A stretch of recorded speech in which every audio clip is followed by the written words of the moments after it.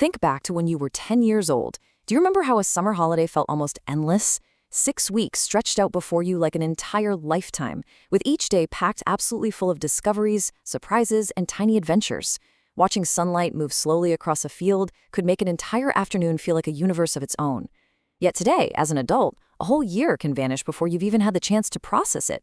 Birthdays arrive with alarming speed, seasons seem to blur together into one continuous loop, and so many of us find ourselves grappling with the exact same, deeply unsettling question. It's a profound mystery, isn't it? A question that touches every single one of us. Has the actual fabric of time somehow sped up as we've gotten older? Or is this massive change entirely internal? Well, the answer to this, perhaps surprisingly, has very little to do with physical clocks. In this explainer, we're going to unpack exactly what happens in our minds as we age and explore why the calendar seems to flip faster and faster with every passing year. Okay, let's dive into this by looking at an absolutely crucial distinction. From a strictly scientific perspective, objective time passes at the exact same pace whether you are 5 years old or 50. The Earth continues its orbit around the Sun with unwavering precision, measured flawlessly by atomic clocks. But subjective time, our actual perception of time, is remarkably different. You see, what we experience is not time itself, but our brain's continuous interpretation of it. And that subtle distinction, it turns out to explain far more than most people realize. To really grasp how subjective time works, let me ask you a quick question. What did you have for lunch 3 Tuesdays ago? Unless something genuinely extraordinary happened that day, that memory has almost certainly faded into complete obscurity.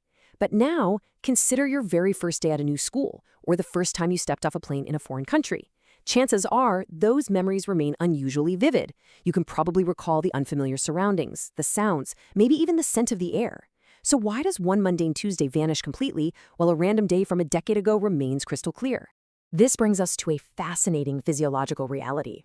Our brains are simply not designed to record every single moment with equal importance. Think about it. Doing so would be extraordinarily inefficient. We would be completely overwhelmed by incoming signals. Instead, the brain constantly filters reality. It decides, often entirely without our conscious awareness, which moments actually deserve our attention and long-term storage, and which can safely dissolve into the background. Now, the real game changer here is novelty. And novelty isn't just about excitement. It's the presence of unfamiliar information that literally forces the brain to sit up and pay attention. Novel experiences command a massive amount of our cognitive resources, simply because they contain data our neural networks have never encountered before. Routine, on the other hand, runs smoothly on autopilot and demands very little conscious effort. Picture this. You're walking into a vibrant city you've never visited before. Every single street corner invites your curiosity. Your brain is highly active, eagerly constructing an entirely new mental map. Hours pass, yet the day feels surprisingly full and rich. Now, compare that with your daily commute. You might drive the exact same route hundreds of times, eventually reaching your destination with practically zero recollection of the journey itself. Your brain deemed the trip so overwhelmingly familiar that it devoted almost no attention to preserving it. This filtering process actually helps explain an incredibly intriguing paradox in psychology. Psychologists distinguish between two entirely different ways we experience the passage of time. The first is prospective time. This is how quickly time seems to pass while an event is currently unfolding right in front of you. It's your real-time, in-the-moment measurement of the present. The second way is a retrospective time. This is how long that exact same event appears when you look back on it later in your memory. And here's where it gets absolutely fascinating. These two distinct experiences of time frequently contradict one another completely. Consider a notoriously monotonous afternoon at work. In the moment, assessing prospective time, a tedious meeting can feel utterly interminable. You glance at the clock, convinced hours have dragged by, only to realize it's been 10 minutes. Yet months later, that same afternoon vanishes instantaneously from your retrospective memory. Conversely, an exciting weekend exploring an unfamiliar city feels fleeting in the moment. It goes by in an absolute flash. But looking back, it feels richly expansive, all because your mind meticulously preserved countless new details. So, the crucial takeaway is that memory acts less like a passive surveillance camera and much more like a masterful storyteller or a film editor. It relentlessly edits our reality. It compresses our ordinary, repetitive experiences into tiny, unnoticeable fractions of a second, while expanding our extraordinary novel experiences into grand, sweeping narratives. The result is that our sense of life's duration relies much less on objective elapsed time and far more on exactly how densely our memories are populated. And this realization raises a profoundly unsettling possibility. Is it possible that adulthood doesn't feel shorter simply because we are older? What if it feels shorter because we gradually stop giving our brains enough genuinely new experiences to actually remember? It strongly implies that the way we structure our adult lives, our comfortable routines, and our ingrained habits might be quietly reshaping our very perception of time itself. Which brings us nicely to a famous mathematical framework known as the proportional theory of time. This theory remains one of the most widely discussed explanations for why time appears to accelerate as we accumulate years. The math behind it is brilliantly simple, but honestly, it hits hard. When you're 5 years old, one single year represents an enormous proportion of your entire life. It is a full 20%, or 1/5 of everything you have ever experienced. But for a 50-year-old person, 1 year represents a mere 2% of their accumulated existence. In relative terms, every passing year simply occupies a smaller and smaller proportional space in the timeline of your life. This theory is incredibly appealing because it perfectly matches how we feel psychologically. Childhood feels wonderfully expansive. Every single month contains an entire chapter of first-time experiences.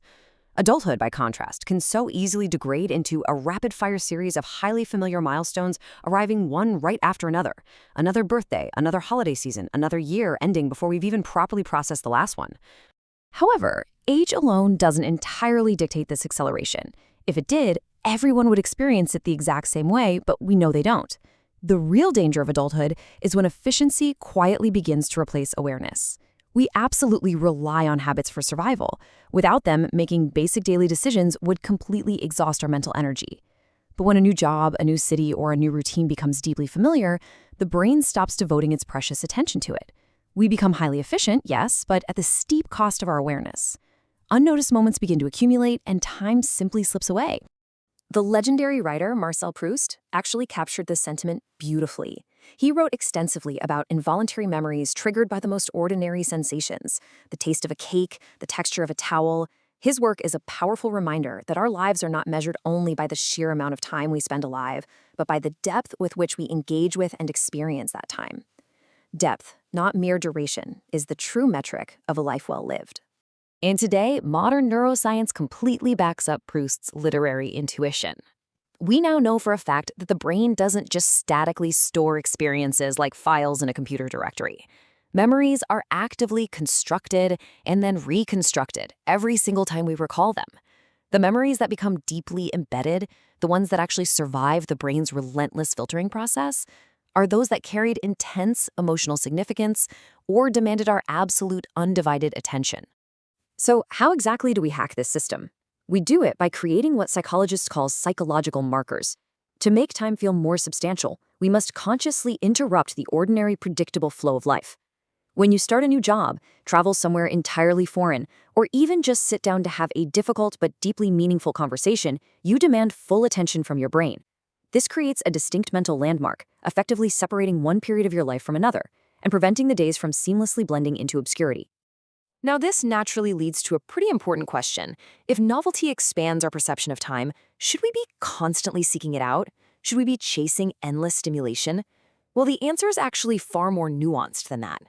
Constantly pursuing brand new experiences can become incredibly exhausting. Human beings crave stability and comfort just as much as we crave discovery.